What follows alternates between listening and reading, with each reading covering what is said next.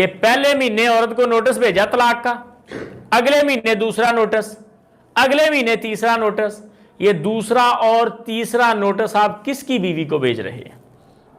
آپ کی تو بیوی وہ تھی نہیں، پہلی طلاق کے بعد آپ کی بیوی نہیں رہی وہ، آپ یا رجوع کریں گے بیوی بنائیں گے واپس اسے، یا نکاح جدید کر کے بیوی بنائیں گے، تو آپ یہ دوسری طلاق کس کو بھیج رہے ہیں جو آپ کی بیوی ہے ہی نہیں؟ تو کیا یہ طلاق ہو جائے گی؟ نہیں ہوگی۔ حضرت صاحب اب آ جائیں ٹو دا پوائنٹ بات کی طرف۔ ہمارے نزدیک ایک طلاق کے بعد خامد کو دوسری طلاق دینے کا حق تب تک نہیں ہوتا جب تک واپس رجوع کر کے اس کو اپنی بیوی نہ بنا لے، یا نکاح جدید کر کے اپنی بیوی نہ بنا لے۔ اور یہی موقف ہے امام ابن تیمیہ رحمہ اللہ اور کئی ایک علماء کا۔